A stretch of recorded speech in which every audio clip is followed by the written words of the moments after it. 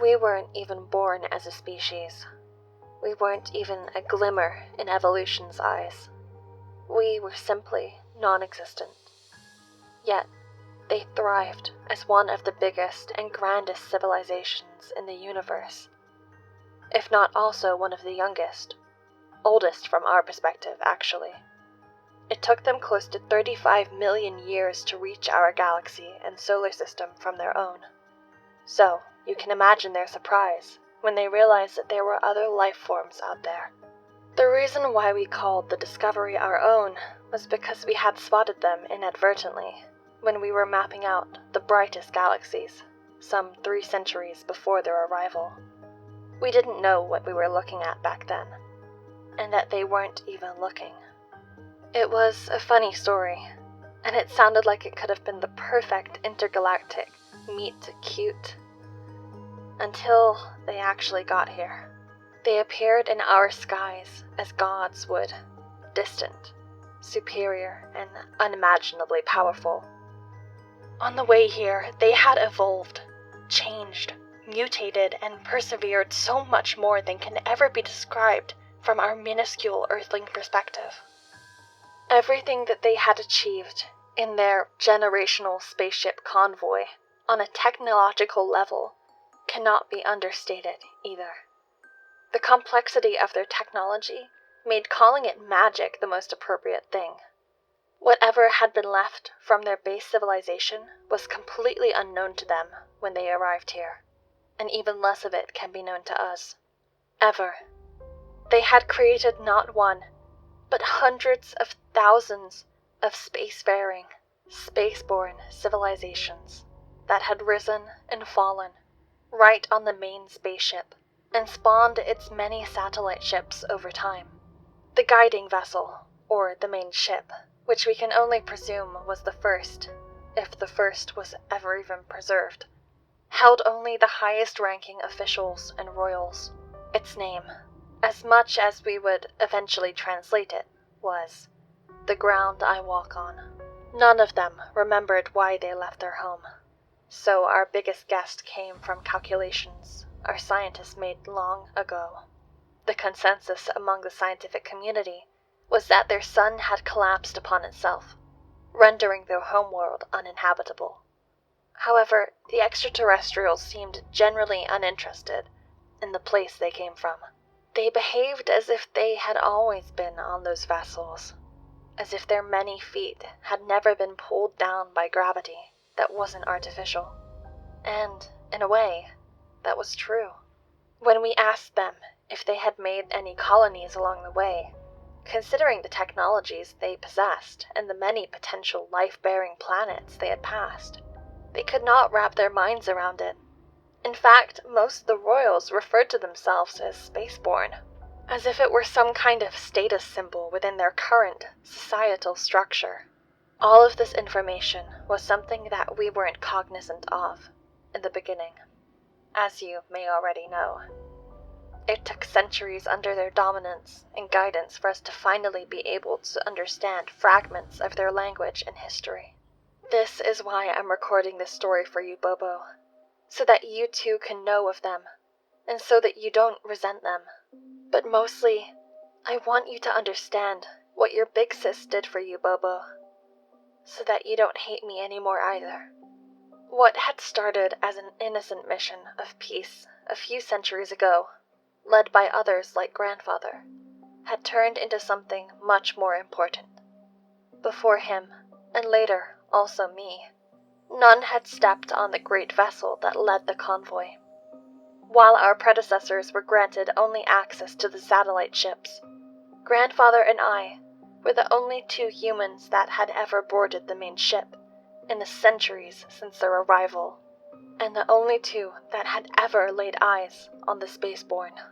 I was always aware of how you down there called us, and the others that ascended before us. I couldn't blame you for it. From your perspective, we were collaborators. However, I and all those before me saw ourselves as your champions. My first day on board the main ship was blanketed by so much overwhelm that I can barely remember it as I do any other day of my life. I'm not even sure how I even got them to notice me and take me on board their most treasured vessel. To even perceive what was around me took me quite some time. Then, the advance to understand what I began to perceive was aided by grandfather, who had been there for the better part of at least 5 decades, possibly even more. Clad in an all-white gown, with the air of holy wisdom around him, he was more than glad to have another of his own join him in his mission. Grandfather had almost lost hope that those of us left on the surface of Earth could still see the glory and importance of our cosmic visitors turned saviors.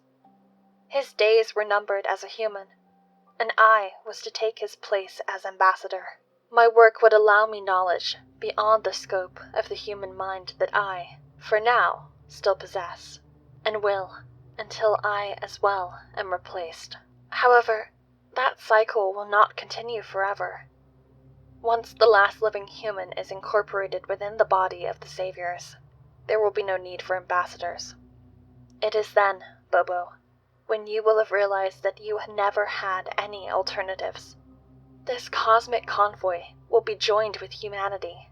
It remains your choice whether you will accept the loving embrace of the spaceborne, or be culled like cattle. My task as ambassador is to advise you to decide upon the former. My wish, as your sister, is for you to choose it gladly. What I now think was the first year on board the ground I walk on was the first year of my new life. Nothing can compare to it, Bobo. Not even giving birth to my first, and not even giving birth to my second daughter. Grandfather had often recalled his beginnings on the ship, and he would often compare his initial hardships to my current privilege of having someone guide me on the road already taken by him. He didn't have the advantage of shared language, and certainly not the advantage of being treated as a living being with biological and psychological needs.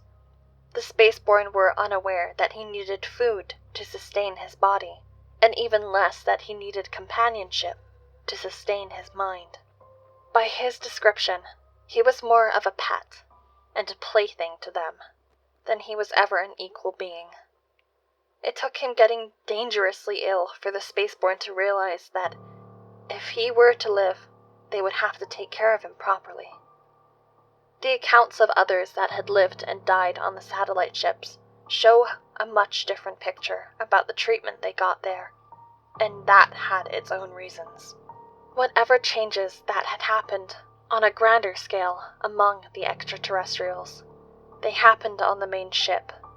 However, the other changes, the lesser ones, the painful ones that needed more blood and sweat to be overcome, those changes were strictly kept within the boundaries of the satellites. This is why the ambassadors that had ascended to those ships were treated as fleshy beings that hurt and die. The spaceborne had no notion of these things. The ground I walk on was stripped from disease eons ago, and there is very little account of how the old beings who lived on that ship truly are. I am certain that they do perish eventually, if anything by their own hand, but they are as indifferent to it as you or I are indifferent to breathing. This might make them seem cruel and even brutal at times. I know, but that is simply a problem of method, not a problem of intent. Evil wants to hurt, Bobo. However, they simply have no conception of that.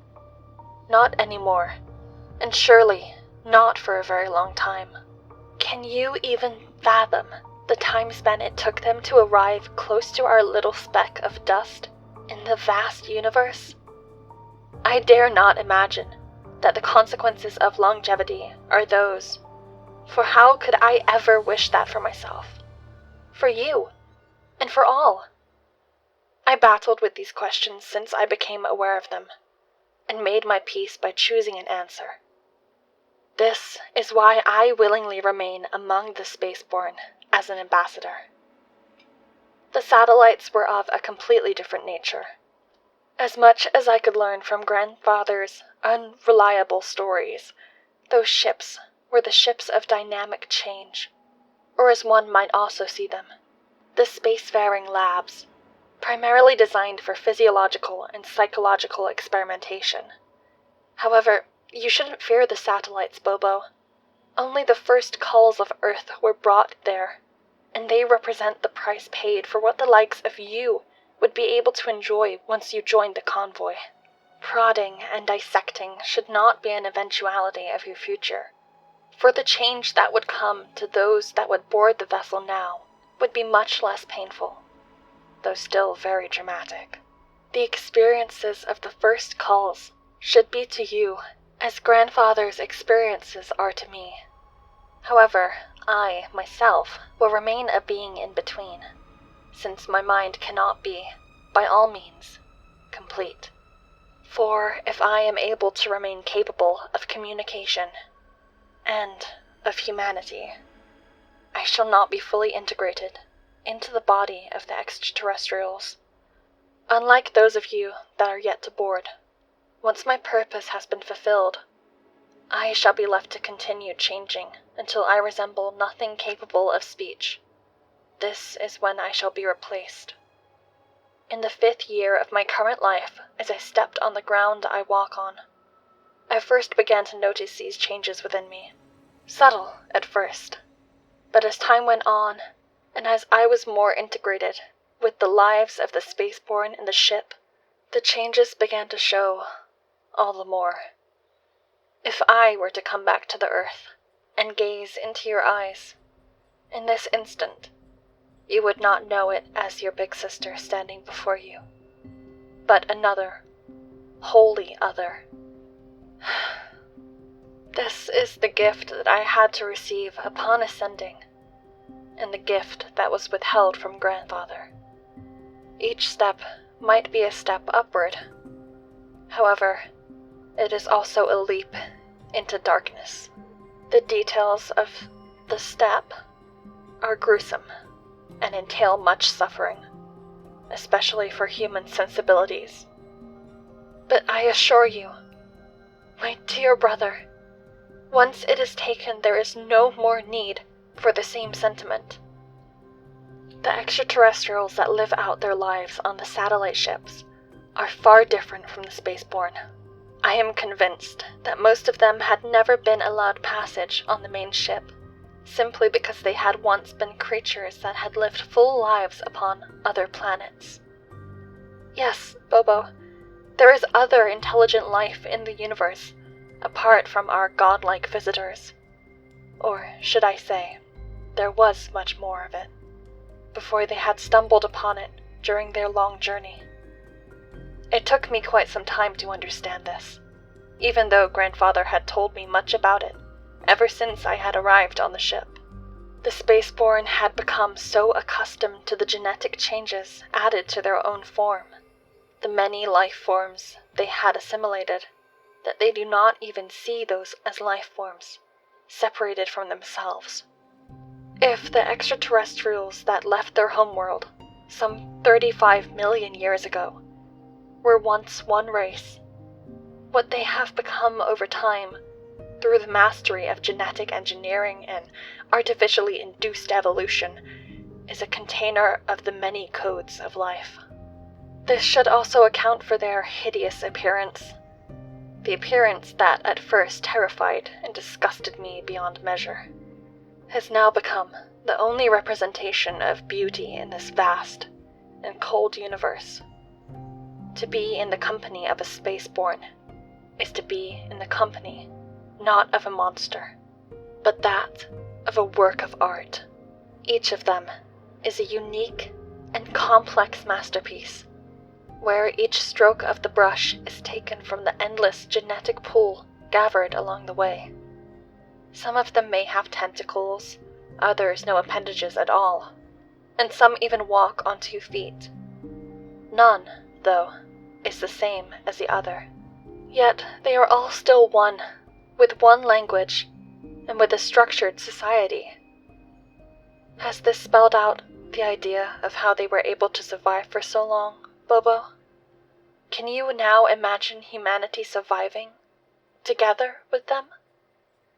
The current structure of the human flesh and consciousness are merely limitations to existing in the universe. Within the convoy, we would be forever.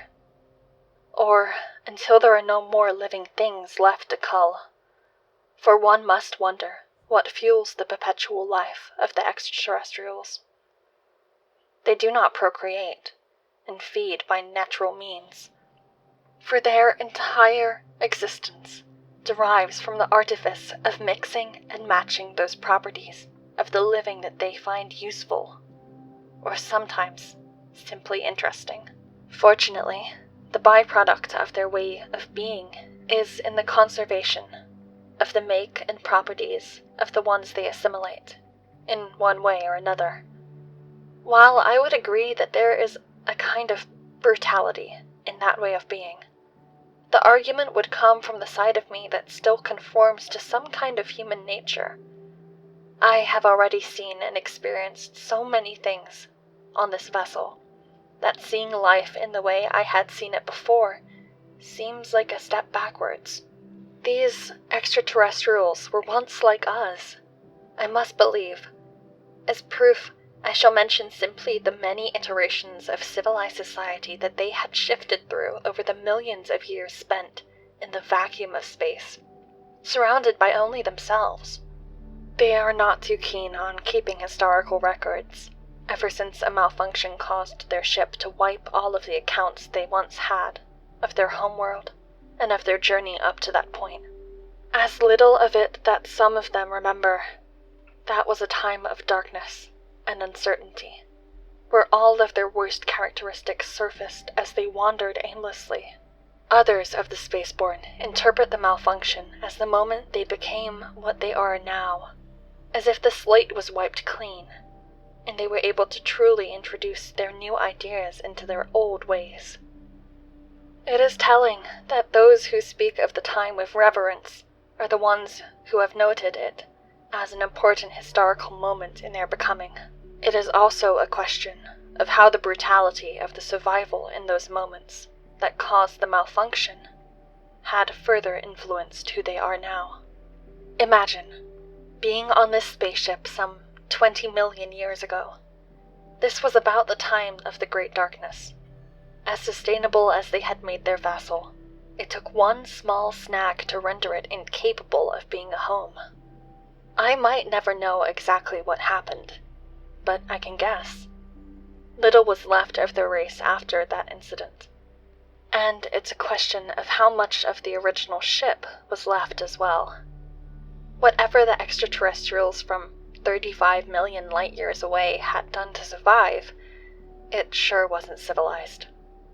Before the gods that they are now, they must have been vile and pathetic little creatures to endure the cold, empty void of space.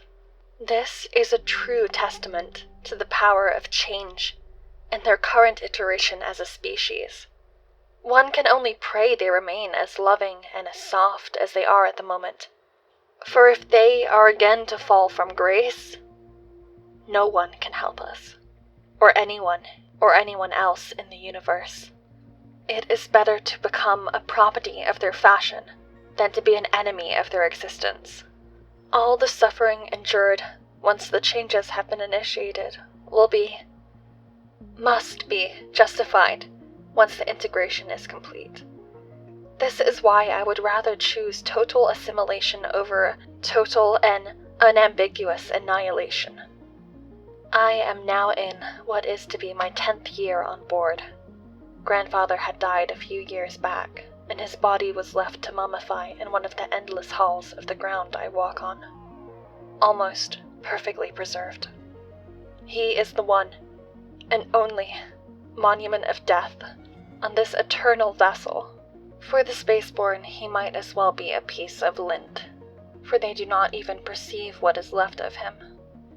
For me, his corpse is the one and only proof that I too was once human. The changes that I am going through have slowed down until a replacement is found, or at least until the rest of you yield under the conditioning done to you on the surface of Earth, and the last culling had been concluded. I wish I could say that I miss what once made my own flesh and blood. Eyes, arms, even hair. I wish that I missed being able to walk, instead of slithering on the icy metal flooring like a slug, leaving behind me a trail of what is left from the body of a human woman. I am grateful to still have my mind and my voice, so that I can record what it is like to be part of this historic moment of cosmic connection. Don't be afraid when you, at last, are standing face to face with one of these beings. Though they might not resemble anything you had known as extant on our planet, or look like everything that was ever there all at once, they do not mean you harm. To remind you, they don't even know what harm means. In the centuries past, they have already incorporated the characteristics of various animals from Earth, and they particularly like different kinds of bones and other calcified tissue. You may see rows of teeth and gaping mouths that never consume anything. You may notice growths that resemble horns or antlers, but they are of no purpose. You may witness whales that can walk on spider legs or spider bodies mounted on wings. In the past decade, the fashion of having eyes has become increasingly popular on the main ship. And for those purposes, they have even mounted new lights around the vessel, so that the spaceborne can now be seen as some of Earth's animals do, can perceive the riches of the ground I walk on, and gaze upon each other's endlessly varying faces. If only I could myself see their expressions. Do not be horrified, Bobo. Accept it, for it is in your future, and in the future of everyone you know or ever cared for in your human life. You must also understand that the current conditions on Earth are merely the device for making humanity meeker and more malleable for the dynamic change that is to be completed upon your ascension in the convoy. The creatures on the satellite ships are still working through the process of assimilation, but once they can be fully merged into the high society of those that populate the ground I walk on, they too will become spaceborne eventually. What the extraterrestrials have learned from me, and the rest that have already been taken, they have already introduced back to Earth as a preparatory step for your eventual integration, in body as well as in mind. See not your current predicament as slavery, but as the much-needed indoctrination into higher-order thinking and doing. Our cosmic visitors are teachers, far more than they are masters. As a teacher yourself, I'm sure you are aware of the level of authority and dominance that must be asserted to the younglings to make them behave and accept the rules of integration into adult society. This is what has been done to me, and you, and to all. Once humanity has joined them, they shall no longer be alien to us, nor we to them. There shall only be one, in as many iterations as you can imagine. Lastly, Bobo, my dearest little brother, I hope that you too can see grandfather and me, as we see ourselves. Remember us not as collaborators, I beg of you, but think of us as the guardians of humanity, that would make sure our cosmic legacy survives, so that humanity becomes part of the cosmic catalog that the extraterrestrials had been, are, and will continue collecting within their own growing body. I love you, Bobo. I wish you could still love me too. Do not fight. Accept and persevere. What you just heard was the first and last recorded letter that my sister Anna had sent me over a decade ago. She was the only one, apart from Mother, to ever call me Bobo.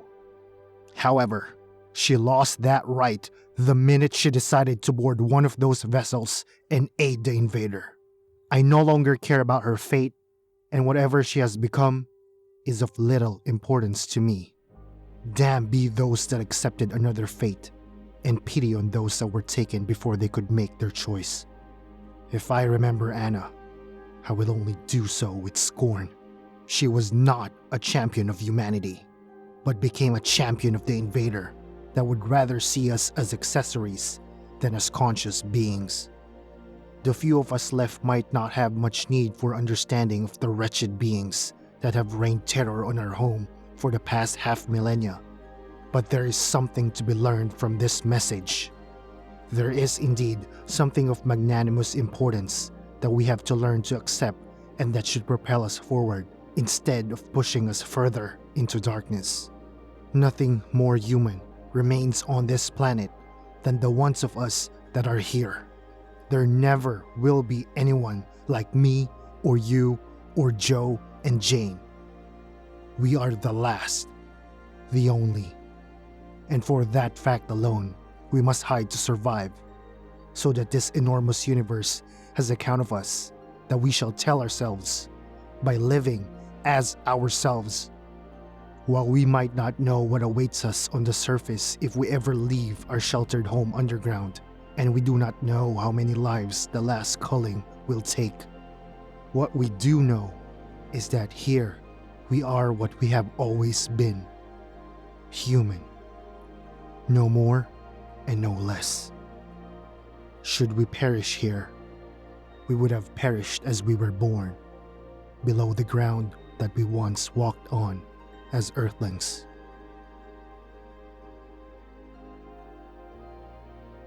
Hey Creepypasta fans, thanks for listening. To connect with and support us, make sure to check out our Discord and Patreon links in the description. And remember, stay cosmic.